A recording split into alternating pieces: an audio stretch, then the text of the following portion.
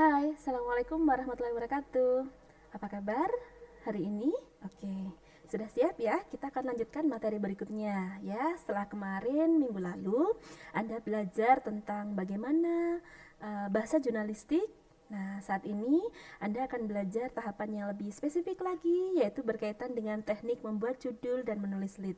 Bu, kemarin kan berita sudah diminta untuk bikin tulisan, iya. Tapi kemarin itu Anda kan hanya mengubah dari sediaan fakta berita yang saya berikan ya. Nah, saat ini nanti Anda akan mencoba untuk mencari sendiri. Nah, tapi sebelum itu kemarin sudah belajar tentang reportase ya, bagaimana meliput. Nah, sekarang saya akan ajari lebih detail lagi tentang bagaimana teknik membuat judul dan juga menuliskan sebuah lead. Sudah siap ya?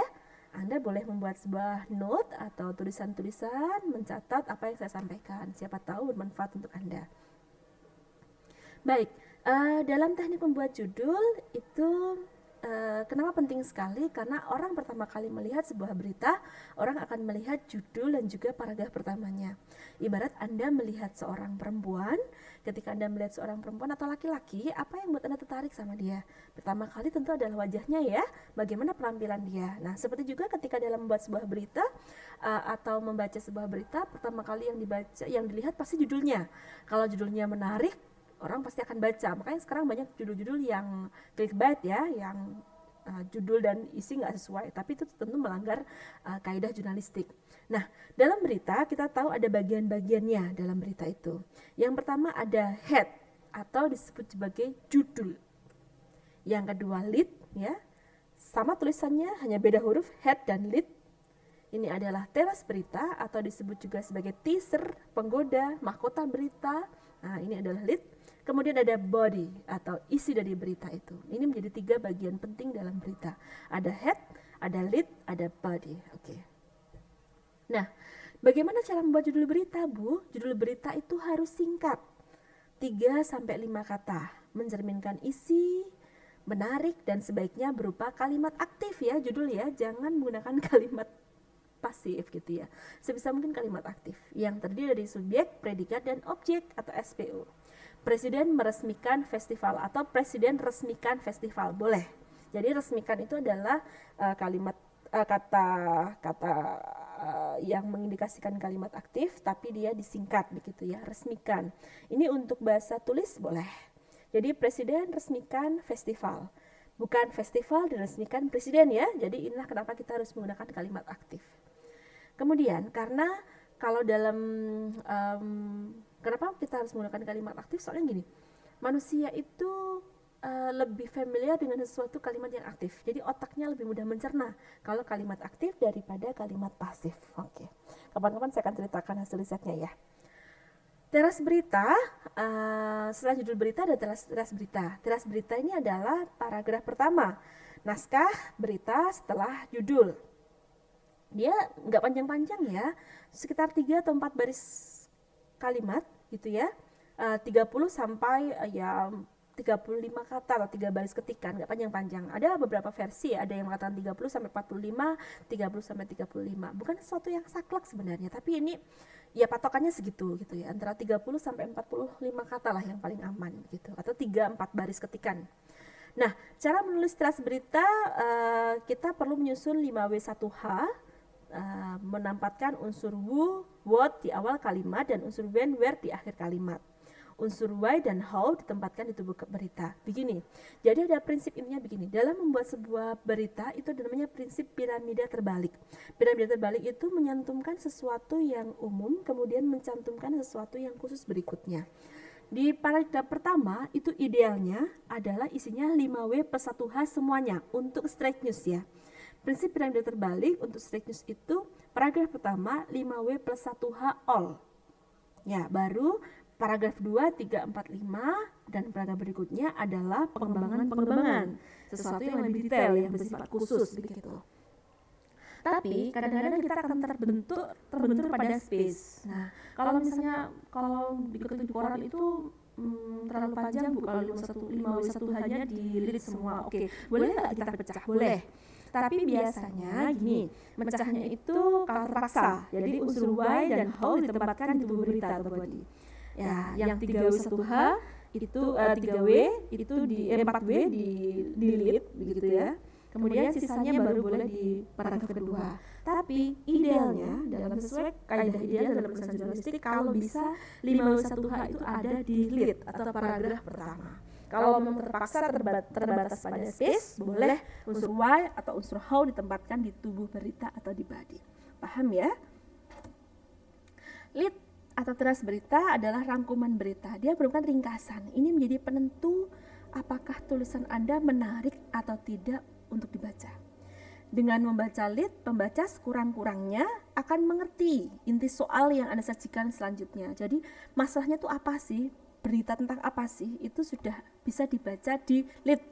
Sehingga kenapa lead jadi penentu? Karena ketika Anda leadnya bisa menulis dengan menarik, Anda bisa membacanya dengan baik. Tapi kalau tidak bisa membuat lead yang baik, orang akan malas, Allah beritanya nggak penting.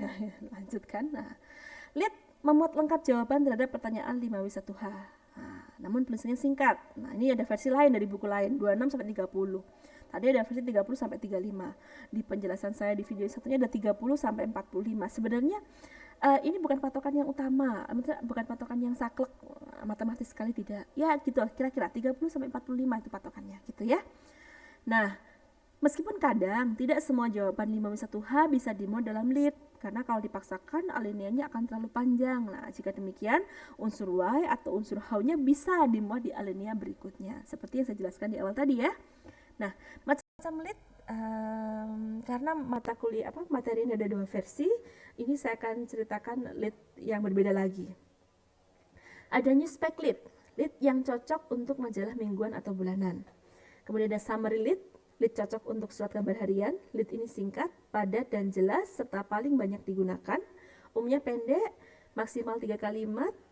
Penekanan triangle dipilih pada bagian penting dan menarik. Nah, gunakan who bila yang bicara lebih penting dari apa yang dibicarakan. Gunakan what jika yang dibicarakan justru lebih penting.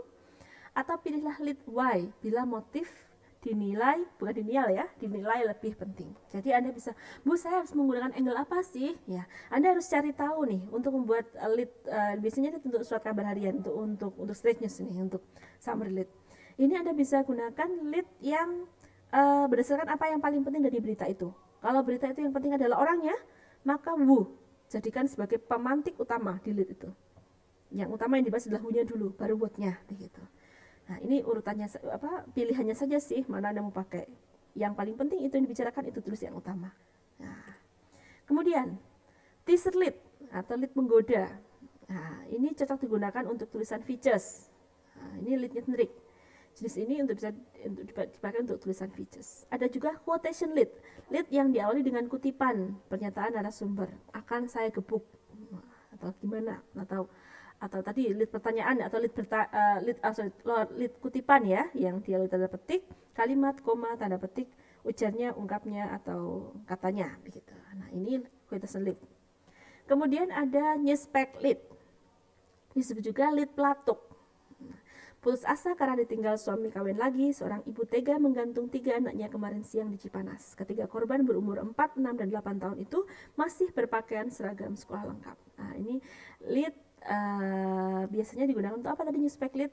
Untuk majalah mingguan atau bulanan. Ini untuk straight news yang nadanya agak features begitu, yang agak ke features yang ini biasanya untuk majalah mingguan biar tidak terlalu straight banget begitu. Jadi memang agak beda ya penggunaan lead untuk majalah mingguan, bulanan dan juga harian.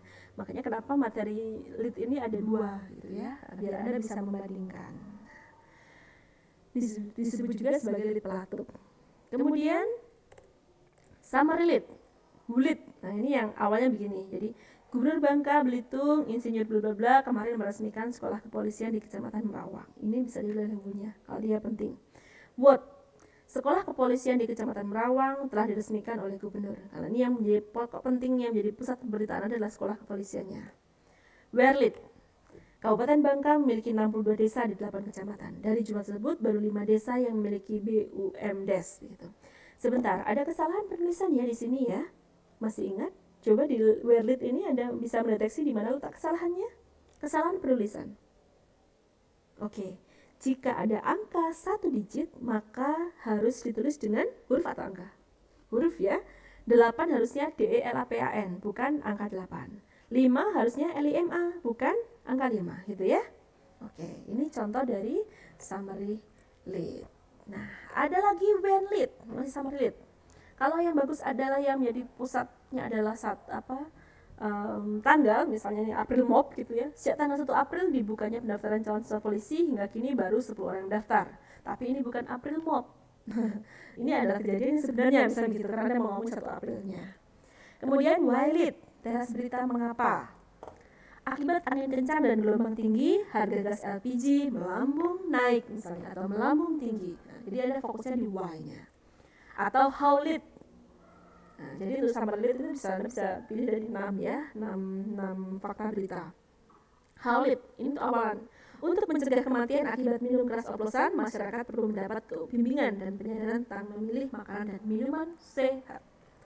Oke, ketika kita membuat sebuah berita, pahamkan prinsip bahwa menulis berita itu harus dalam 1 kalimat, harus habis dalam 1 tarikan nafas. Itu kunci dalam menulis berita. Jadi ketika menulis berita itu gunakan prinsip bahwa kita jangan panjang-panjang menulis kalimatnya, ntar capek. Jadi kalau kita bicara 1 kalimat habis dalam 1 tarikan nafas, itu adalah indikasi kalimat yang pendek. Jika dalam menulis Anda menggunakan 2 tarikan nafas, berarti kalimatmu kepanjangan, gitu ya. Ada juga lead teaser. Nah, lead teaser ini untuk mengelabui pembaca dengan cara bergurau. Leadnya pendek ya, teka-teki, ini menggoda. Angka yang ditunggu-tunggu itu keluar juga sekitar 50. Angka yang cukup besar karena ini adalah temuan angka terbaru pada klaster positif COVID di perusahaan bla misalnya begitu. Nah, ini digunakan waktu itu untuk angka misteri Santa Cruz di beritanya Tempo udah lama. Tapi kita kembangkan untuk COVID juga bisa. Contohnya begitu. Dari kalimat itu, pembaca akan penasaran, keinginan tahunya dibangkitkan. Dan untuk memenuhi keinginan tahunya itu, mau tak mau, pembaca harus melanjutkan membacanya hingga selesai. Kan apa maksudnya angka yang tunggu-tunggu 50? Maksudnya apa? Nah, ini lead yang menggoda. Banyak sekali ya jenis lead ya. Ada lagi nih statement atau quotation lead. Nah, teras berita yang dimulai dengan memberikan kutipan. Ketua KPU Bangka Mat Yasin mengatakan tidak ada calon istimewa dalam pemilihan bupati wakil bupati. Oke, kalimat ini sebenarnya salah. Salahnya di mana? Kalau setelah kata mengatakan harusnya kalimatnya tidak langsung, bukan kalimat langsung. Kalimat tidak langsung itu adalah kalimat tanpa tanda petik. Nah, harusnya tidak ada calon istimewa dalam pemilihan bupati wakil bupati, semua sesuai peraturan dan undang-undang KPU. Tanda petik. Kata Ketua KPU Bangka Mat Yasin, begitu ya. Kalau ini dijadikan kalimat tidak langsung, baru benar. Ketua KPU Bangka Mat Yasin mengatakan tidak ada calon istimewa dalam pemilihan berbeda tanpa tanda petik. Nah, perhatikan bedanya ya. Sengaja saya bikin contoh yang salah biar Anda ingat itu kesalahannya di mana. Coba diulang lagi ya. Nah, jadi kalau ini menggunakan quotation, maka quotation itu diawali oleh kutipan. Tidak ada tanda petik dulu, tidak ada bla bla bla sampai koma tanda petik selesai. Kata Ketua KPU Bangka Mat Yasin, titik gitu.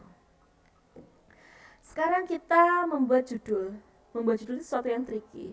Bu, kapan sih kita akan bikin judul, Bu? Di awal apa di akhir? Suka-suka Anda lah. Yang penting ada judulnya dan bagus. Kali itu kalau saya ya. Kalau saya sih bikin judul sih terakhir. Saya nggak bisa bikin judul di awal. Nah, membuat judul itu misalnya Anda bisa menggunakan prinsip tukatati. Nah, ini nggak Anda cari di buku manapun, nggak ada ini prinsip saya bikin sendiri.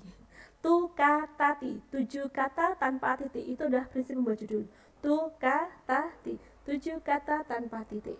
Nah, ini ukuran maksimal ya, jangan panjang-panjang. Judul merupakan mata kail yang sanggup menarik perhatian audiens. Oleh karena itu, judul menjadi sangat penting. Presiden shot dead. Ini kalau saya bahasa Indonesia kan Jokowi tertembak mati, atau Jokowi tertembak, Jokowi terluka bagian kepala, atau tembak mati lah. Itu pasti asli laris banget tuh. Tapi ini contoh ya, jangan dibilang saya mensabotase Jokowi, tidak. Jadi presiden shot dead. Ini 3 kata boleh jika memang itu memang penting, mendesak, menohok. Tapi biasanya untuk berita itu 7 kata tanpa titik. Idealnya nggak 3 kata, tapi karena biasanya kalau misalnya ada 3 kata, mesti ada judul kecilnya di bawah gitu.